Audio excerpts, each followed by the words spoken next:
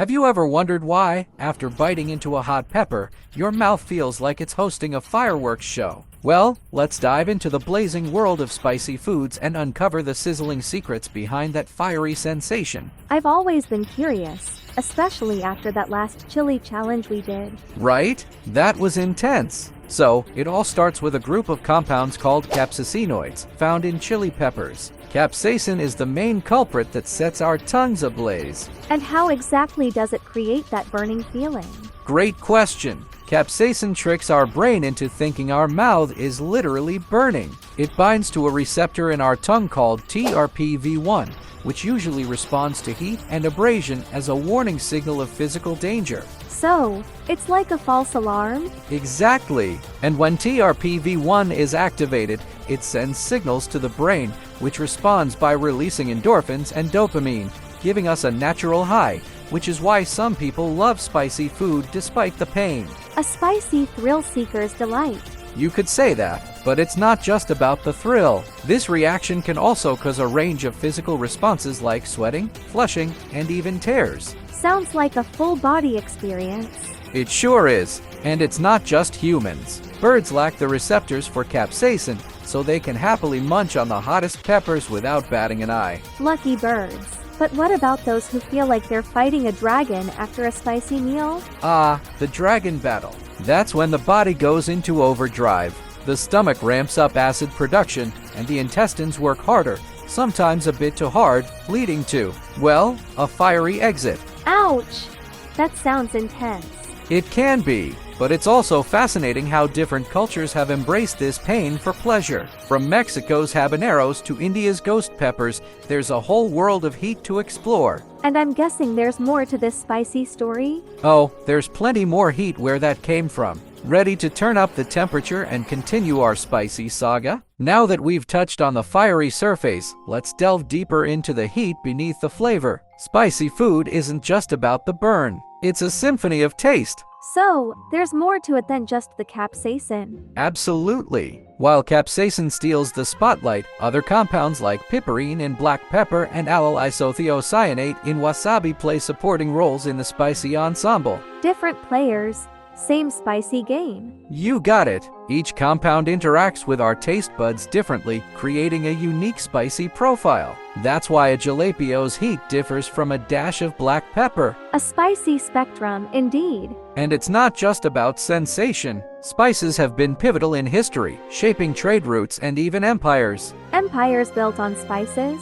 Yes. The spice trade was a major economic activity for centuries. Nations sailed across oceans in search of these precious commodities. All that for a bit of flavor? More than flavor, spices were prized for their preservative qualities and medicinal properties. They were worth their weight in gold. Guess that makes my spice rack a treasure chest. In a way, yes. But let's not forget the science. Spicy foods can boost metabolism and may even have cardiovascular benefits. So, eating spicy might be good for you? In moderation, yes. It's all about the balance. Too much heat can be tough on the system, but just the right amount can be invigorating. A little spice for a longer life? Potentially, but remember, everyone's tolerance varies. What's mild for one might be volcanic for another. Personalized heat levels, then. Precisely. Now, are you ready to explore how different cultures turn up the heat in their cuisine? Spices are the paint in the grand canvas of world cuisine, and every culture has its own palate. Let's take a culinary journey and see how different societies embrace the heat. I'm ready for this spicy expedition. First stop, Thailand. Thai food is renowned for its balance of sweet, sour, salty, and, of course, spicy. The Thai chili, or prick, is a staple often used in fiery dishes like som tam and tom yum. That explains the tears during our last Thai meal. Indeed. Now, flying over to Mexico, we find a rich tradition of using chilies. From the mild poblano to the scorching habanero, they're essential in salsas, moles, and marinades. A true mosaic of flavors. Absolutely. And in India, the land of spices, heat is a hallmark. Indian cuisine uses a variety of chilies and spice blends, like garam masala, to create complex, deep flavors. What about places not known for spicy food? Good point. In countries like Japan, where the cuisine is typically milder, spices like wasabi and shikimi add subtle heat without overpowering the delicate flavors.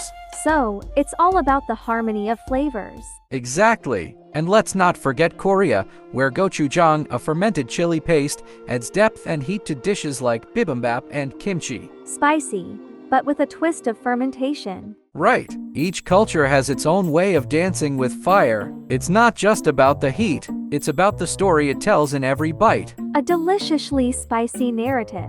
And that narrative continues to evolve. With globalization, we're seeing fusion dishes that blend these traditions, creating new spicy sensations. The future of spicy looks bright and hot. And we're just getting warmed up, ready to explore the science behind why some of us can handle the heat better than others. All right, let's turn up the heat on our spicy journey and talk about spice tolerance. Ever wonder why some people can handle a habanero like it's a bell pepper, while others can't even stand a sprinkle of paprika? Yeah, it's like a superpower for some. It might as well be. You see, spice tolerance is partly genetic. Some people have fewer TRPV1 receptors, which means less capsaicin binding and therefore less perceived heat. So, it's in the genes? Partly, yes, but it's also about exposure. Regularly eating spicy foods can desensitize those receptors over time, making you more tolerant to the heat. Training your tongue to handle the fire. Exactly. It's like building muscle at the gym. The more you work out, the stronger you get. What about the psychological aspect?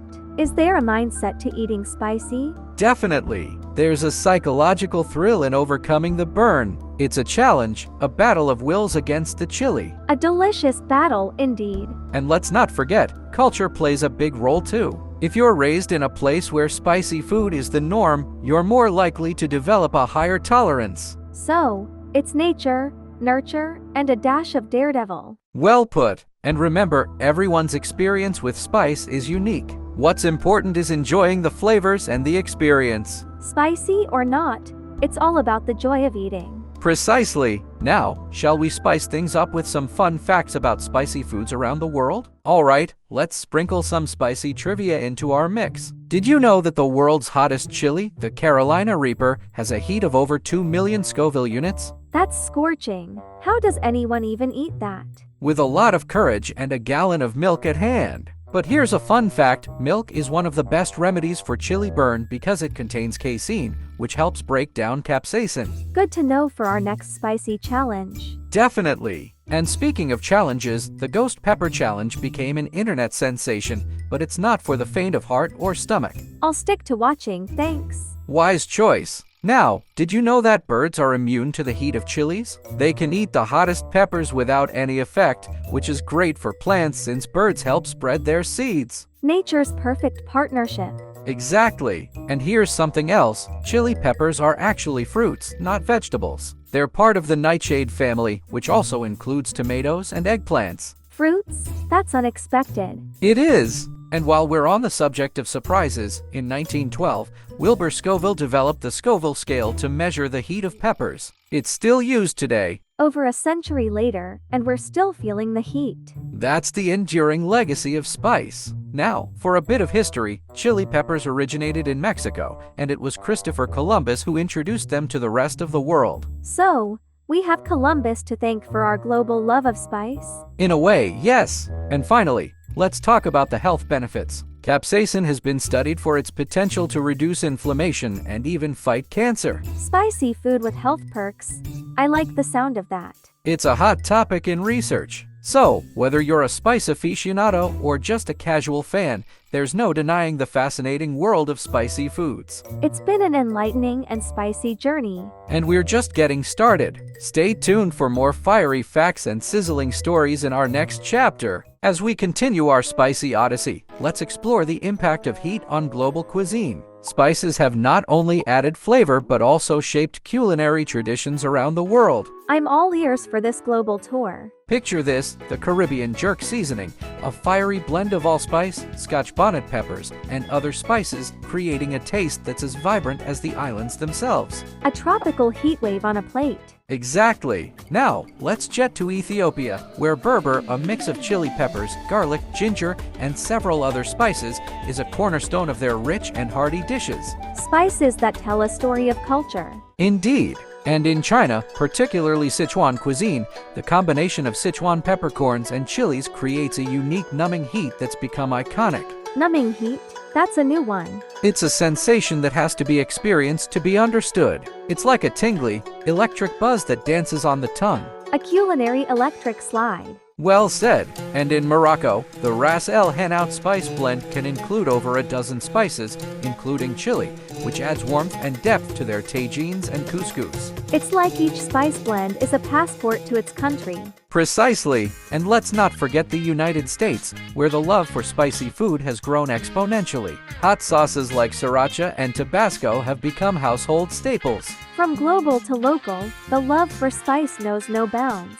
That's the beauty of it. Spices have crossed oceans and borders, blending seamlessly into local cuisines and creating new traditions. A delicious fusion of the old and new. And as we embrace these flavors, we also embrace the stories and people behind them. It's a testament to the power of food to bring us together. Spicy food, a universal language of connection. Well put, Olivia. Now, are you ready to take a peek into the future of spicy foods? As we look ahead, the future of spicy foods is as bright as a habanero's glow. Innovations in cuisine and a growing global palate mean the heat will only get hotter. Tell me more. What's on the horizon? Well, for starters, we're seeing a rise in artisanal hot sauces, each with its own unique blend of heat and flavor, crafted by chili aficionados around the world. A spicy renaissance.